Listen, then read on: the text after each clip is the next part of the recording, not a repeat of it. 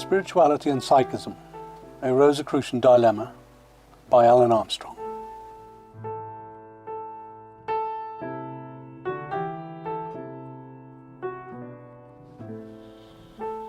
Concerning Psychism and spirituality, on the basis that a delusion, no matter how commonplace or popular, is still a delusion, I think this is the right place to qualify what I mean by spirituality and psychism.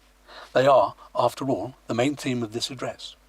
I think most of us would agree that they are common terms, but do they have a common meaning? The word psychism is derived from the Greek psyche, which is a term that was and still is commonly used for the soul. The best description I've read concerning the psyche is an allegorical tale concerning the evolution of the soul told by Apuleius in his book Metamorphosis, or The Golden Ass. This ancient story tells of a beautiful princess named Psyche, whose beauty was so marvellous that Venus, the goddess of love, was threatened by it. And thus she sent her son Cupid to use one of his fateful arrows to direct Psyche's affection towards all that is base and worthless. However, Cupid, instead of fulfilling his mother's wishes, fell in love with Psyche, and through his divine powers transported her to his celestial palace, where she became his wife. However, in fear of his mother's anger, Cupid only visited Psyche in the darkness of night and left before the dawn. Thus, Psyche neither knew the name nor the identity of her lover. Cupid had warned Psyche never to seek his identity, but Psyche, persuaded by the dark mischief of her jealous sisters, who had convinced her that he was a hideous monster hiding his true form in the darkness, lit a lamp as her husband slept, to see if this was true. Unfortunately, some of the oil fell from the lamp onto the shoulder of Cupid, who awoke and admonished and divorced Psyche, leaving her desolate. Thus begins Psyche's long and desperate search for her beloved, all the while hunted and tormented by the goddess Venus. After many trials and tribulations, including overcoming Hades, she finally achieves immortality and is reunited with Cupid. Now, personally, I like this story as it portrays the soul's evolution out of the material world of the senses and the instinctive nature of human biology into the spiritual world and the spiritual life. However, in more prosaic terms, a shorter Oxford English dictionary describes psychism as the doctrine or theory of the existence of forces unexplainable by physical science in connection with spiritistic phenomena. It's not really very helpful in my opinion.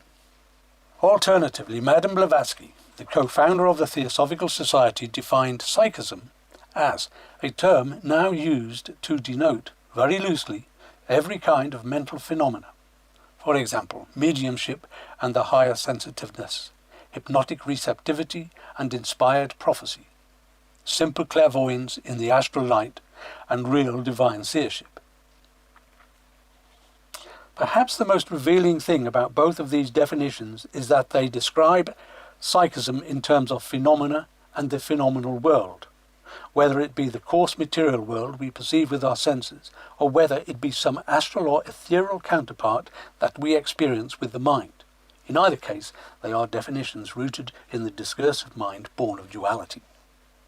The word spirituality is derived from the word spirit, which has many meanings in the English language.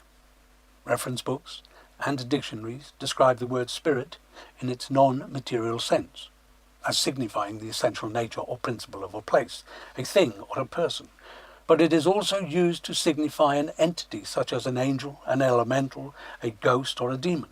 But whether it refers to an object, quality or an entity, the term is generally used to describe something that is essentially incorporeal or immaterial. Thus, the spiritual essence of a person, place or thing is beyond image and form. How then is it to be understood? In my experience, this notion of the essence being formless is best expressed in Kabbalistic terms. Kabbalistic thought proposes that creation emerges in 4 successive and increasingly material modes from a formless and invisible essence known as Ein Sof. The first mode, or world, is called Absolute, the archetypal world. It is the world in which the spiritual essence coalesces into the divine archetypes which are the basis of creation.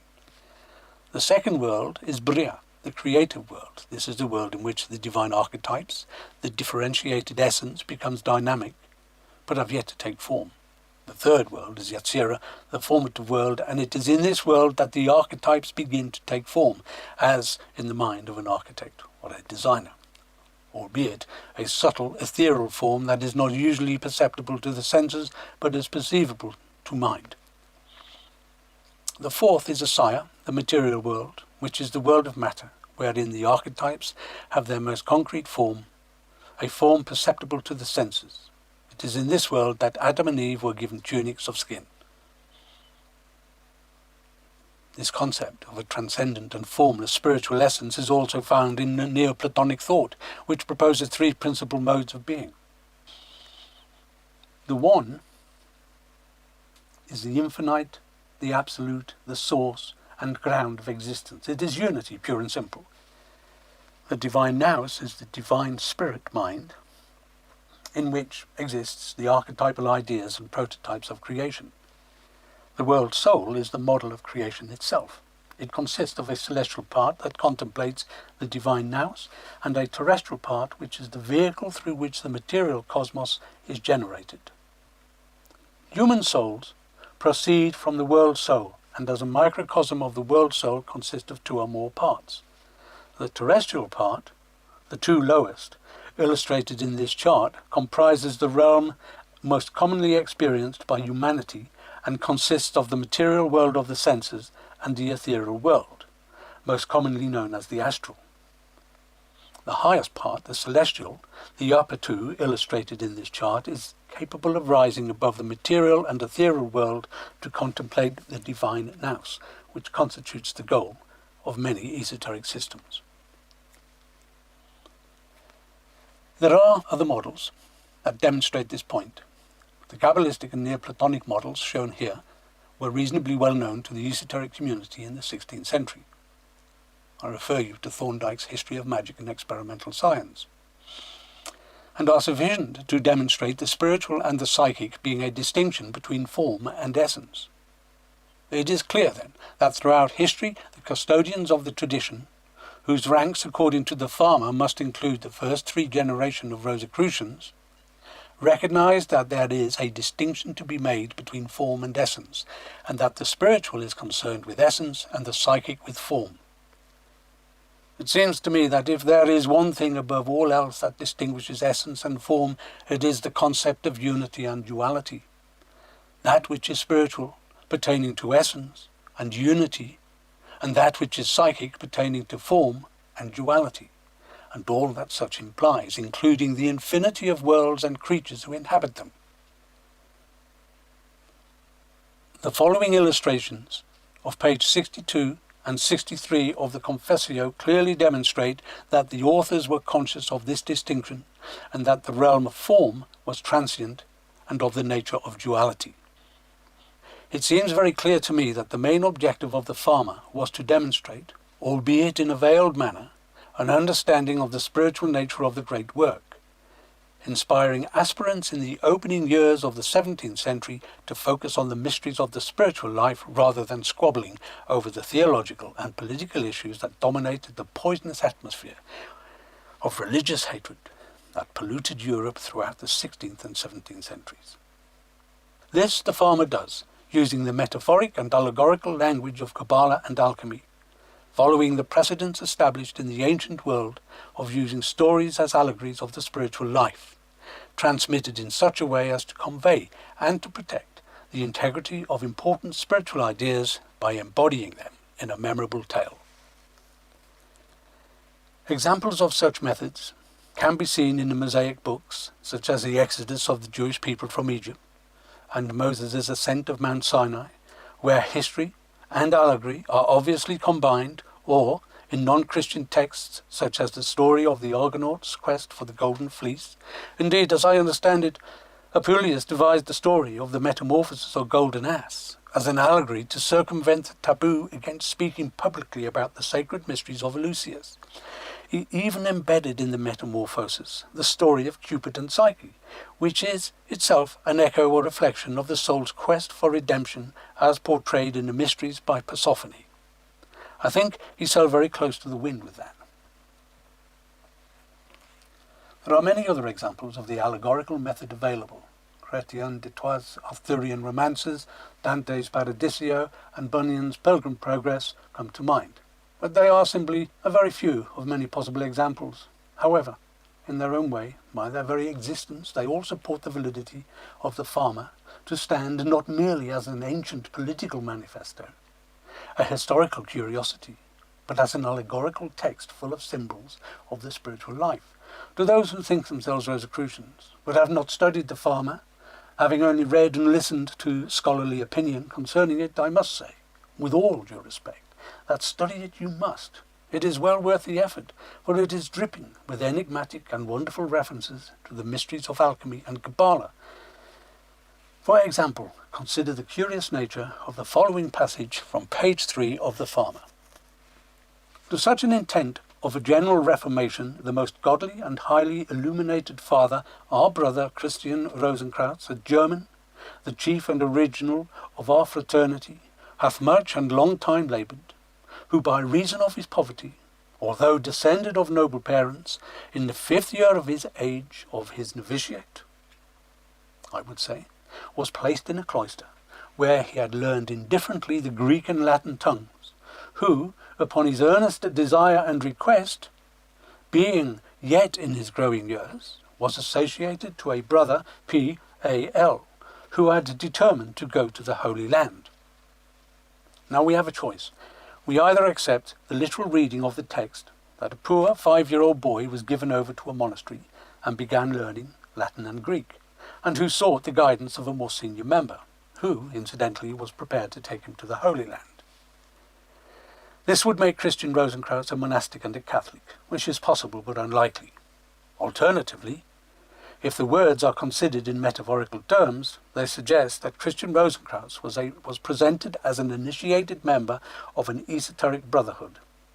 It is even possible that both may be true, that he was intended to be seen as both monastic and an initiate of an esoteric brotherhood, which is not as far-fetched as it might at first appear, concerning which I refer you to the extensive work of Lynn Thorndike, The History of Magic and Experimental Science, who makes it abundantly clear just how involved some members of the monastic orders were in the exploration of the esoteric. However, whatever the truth may be, it seems to me that one thing is certain. This passage is not saying that Christian Rosenkreuz was a 5-year-old infant when he entered the cloisters, but that he was young in the work.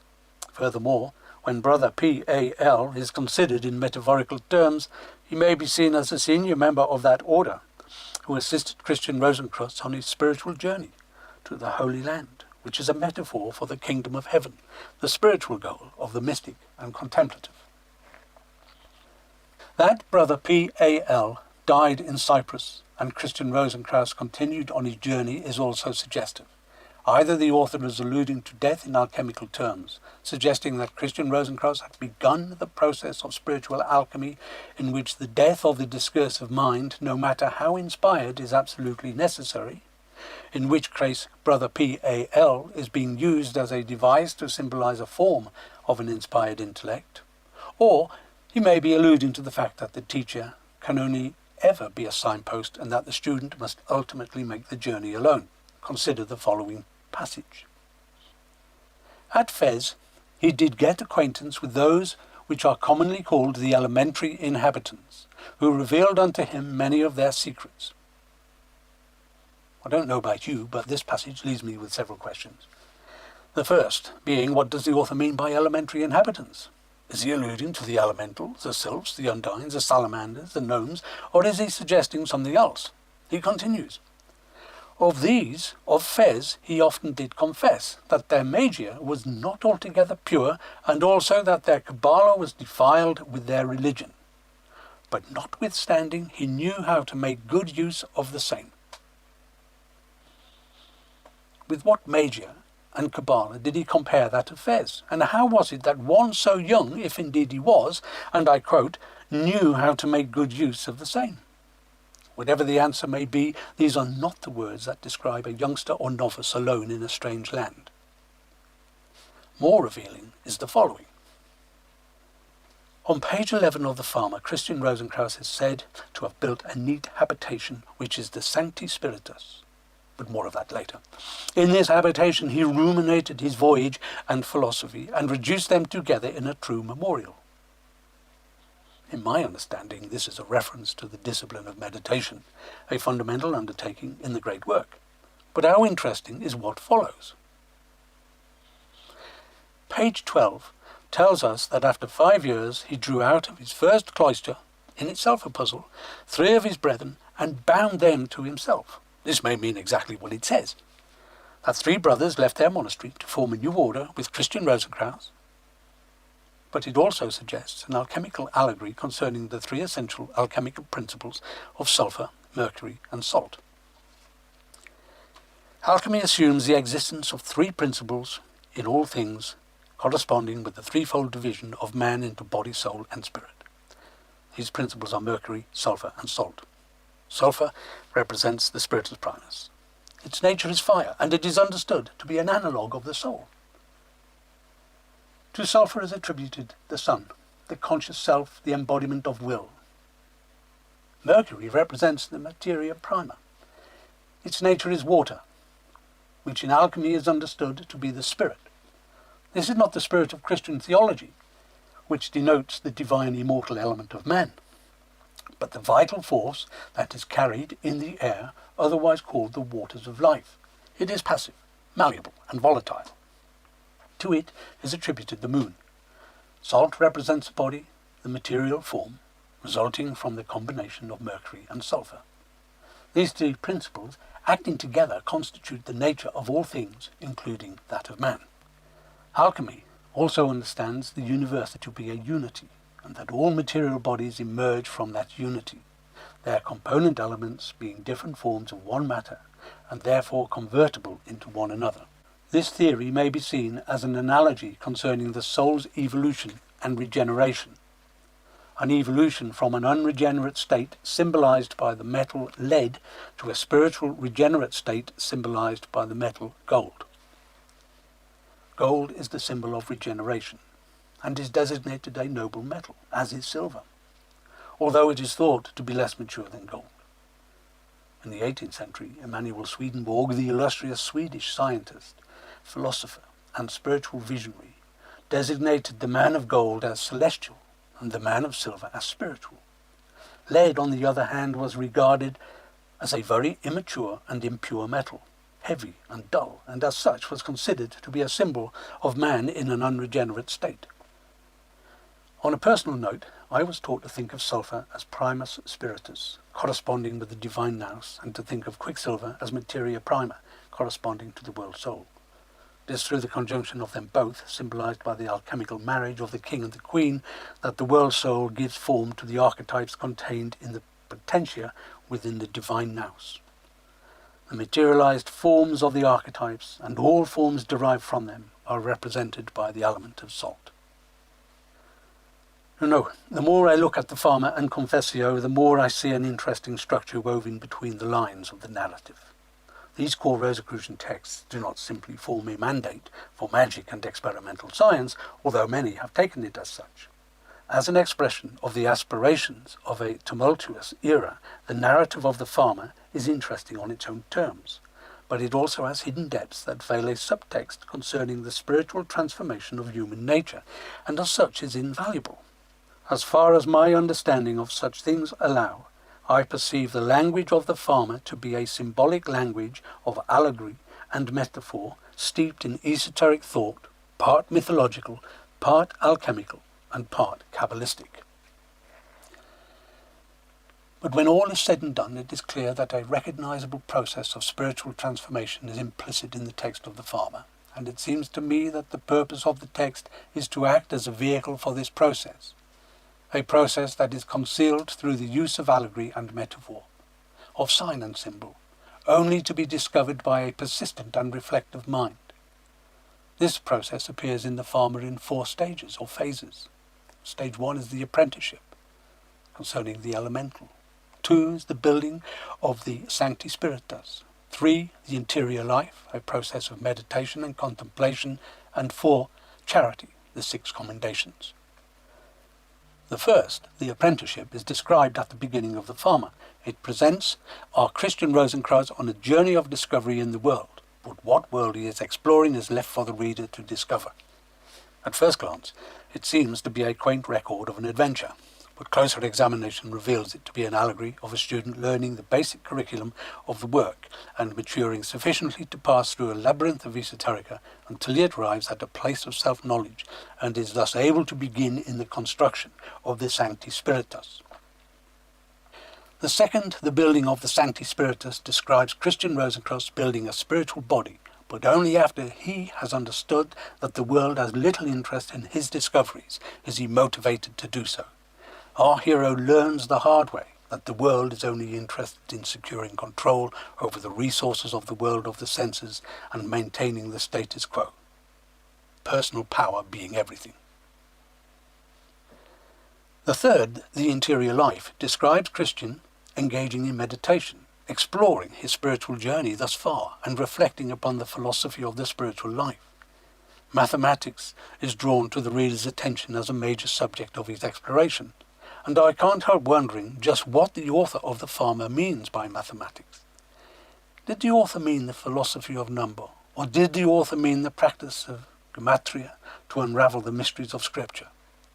I say this because the Confessio states on page 49, "This suggests to me a Kabbalistic exegesis of biblical texts using mathematical systems such as gematria, tamura and notarikon, and rightly so, for such systems are profound meditative tools, capable of revealing subtle layers of meaning in the Scriptures that are not obvious to the rational mind." Furthermore, the description of the vault of Christian Rosencrantz gives a marvellous insight to the nature of the Sancti Spiritus, a description that is also an allegorical puzzle. It has fascinated esoterically minded people for the last 400 years or more, and has been the central feature of many esoteric orders for more than a century. However, I am inclined to accept the description of the vault as an elucidation of the interior world of the soul from a biblical perspective. See Exodus 26. A perspective that describes an internal cosmology expressed in both Kabbalistic and alchemical terms. The fourth I call charity. Charity because it is concerned with the work of a Rosicrucian living in the world. At its heart is the dynamic of love, that is to say charity, and it is supported by the practice of humility, by living quietly and invisibly in the world without seeking fame, recompense, fortune or power over others. This rule, combined with the three previous phases, establishes a quintessentially Christian model for living a spiritual life, rooted as it is in the formula established by Jesus Christ. Thou shalt love the Lord thy God with all thy heart, with all thy soul, and with all thy mind, and with all thy strength, and thou shalt love thy neighbour as thyself. You will find that in Mark chapter 12, verse 30 to 31. For those who have the eyes to see, this quotation is a cipher to which I shall refer shortly. Now, in conclusion, the theme of this paper is spirituality or psychism, a Rosicrucian dilemma. It is entitled thus because the dilemma for the aspiring Rosicrucian is simply this: if the great work is the spiritual regeneration of the soul of both our race and the individual, how much of a Rosicrucian's time should be given to chasing the ephemera that is psychism, and how much should be given to the seeking of the spiritual? Put another way, what is the core objective of a Rosicrucian? Is it to discover and engage with the essence that is the causal principle of form, or is it to explore the science of form? This is the dilemma. Theology versus technology, if you will. It is the dilemma that I believe has always been central to Rosicrucianism, and I believe it is a dilemma that will continue to present itself to succeeding generations of Rosicrucians as they seek to understand the spiritual dimension of the soul. It seems to be the case that many begin the work by seeking codes and ciphers that might reveal material treasures and knowledge of great secrets, and many choose the route of magic, convinced that it is the sure way to attain such things. But the Rosicrucian way, as described in the Fama, is not the acquisition of more stuff, of more money, more power, more secret knowledge, forever seeking to become immortal and attain the power of a god. Nevertheless, there are ciphers and there are codes But they speak of things other than the transient. For example, the text of the Fama alludes to three important principles. In the first instance, we are directed to reflect upon Christian Rosicrucian's aspiration to go to the Holy Land. This is an allegorical message to seek the kingdom of God.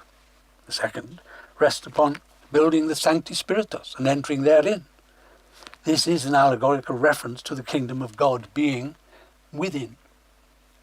The third principle rests upon the first of the 6 commendations, to cure the sick, and that gratis, to which all Rosicrucians are committed. This is a reference to developing the dynamic of love, which lies at the heart of Christian spirituality and is embodied in the formula cited a moment ago.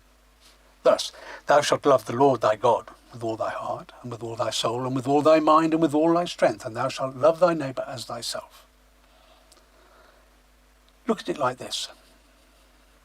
The words, thou shalt love the Lord thy God with all thy heart, with all thy soul, and with all thy mind, and with all thy strength, relate to the internal work taking place within the Sanctus Spiritus. And thou shalt love thy neighbour as thyself, relating to the external work within the world. Viewed without prejudice, this is not only a moral imperative, but a cipher that introduces us to a means of entering the kingdom of God. The imperative is, thou shalt love. Now, love has many forms, but only 2 concern us here. The first lies in the yearning of the soul for union with God. It is a spiritual hunger for a tangible knowledge of God. This very human love for the divine is called eros, and it is in eros that we see the soul's love of God reflected in the world. That is, in our love of self, of family, friends, lovers, beauty. In essence, it is a soul seeking God in nature, and as such, it is a purifying fire in which the soul is transformed in an act of service and duty. The second description of love is not the dynamic, compelling force of eros, but the experience of the love of God. This love is agape, which may be understood as God's love for the soul, experienced not through any effort of the soul, but a divine love freely bestowed upon the soul by God. In short, eros drives the soul to possess, but agape is a transforming fire that possesses the soul. It is frequently experienced as the peace that surpasses all understanding, and once experienced, it becomes the basis of unshakable faith. It is in the labour of meditation that eros is manifest, in the aspiration of the soul seeking divine union, but it is in the stillness of contemplation that agape frequently takes place, dwelling in the presence of God. To love, as Christ commands, is a powerful dynamic. It is not simply the intense articulation of feelings, but must also include the application of a developed intention. For to love requires knowledge of that which is loved, and to love the Lord thy God requires a conception of what God is and means in human terms. Thus we are encouraged to develop our concept of God, which invariably takes a considerable time, but once begun, will continue to evolve like a mysterious spiritual crystal growing in the darkness of human ignorance. And the more we continue in that alchemical process, the greater will be our appreciation of the divine. To love the Lord thy God with all thy soul, it is necessary to have some knowledge of the soul, because just as our conception of God is initially naive, so too is our concept of the soul. Thus, knowledge of the soul is a fundamental objective for all Rosicrucians. It has been described variously as non-material and immortal, or as a byproduct of the chemistry of matter, and definitely immortal, its existence ending with the ending of the chemistry of matter. Some describe the soul as an entity, others as a vehicle. Indeed, it has been and remains the subject of many opinions and definitions. But regardless of prevailing opinion, we should aspire to learn how to understand and govern the soul. To do so effectively requires knowledge of its nature and dynamics. One of the chief purposes of meditation, is it not? It is equally so with regards to the mind. To understand and direct the mind requires more than brute instinct or natural intuition. It requires an education, and to that end the beginning of the work is directed. Thus, this great commandment may be understood to be a cipher that directs the reflective soul to learn how to love, to learn how to govern the soul, to learn how to direct the mind, and to harness the strength and power of the psyche, all of which are to be directed to the service of God and humanity. For although the commandment begins with the words, "Love the Lord thy God," it concludes with the words, "Love thy neighbour as thyself." It is in this commandment that we discover the means of unfolding the mystery of love, taught by Christ, a mystery that enables the soul to transcend self and draws it into the all-encompassing presence of God. Thus the dilemma is resolved in a life of service, where self is sublimated in a life of service to God and humanity. This is the heart that I see beating at the centre of the Fama and the Confessio. Finally, I have noticed that Rosicrucianism has frequently been appropriated to support pagan or non-Christian interests, many seeing them only in their connection with alchemy, magic and Kabbalah, and more recently with Freemasonry. Yet, it is only in the context and terms of the Fama and Confessio, which are undeniable expressions of the Christian mysteries, that Rosicrucians are defined. And it is a matter of fact that the first Rosicrucians, whoever they were, are defined therein as self-professed Christians, and it was as Christians that they engaged with these disciplines, thus influencing over the centuries the pattern and shape of esoteric endeavours in our world. But that is, regrettably, the subject of another discussion.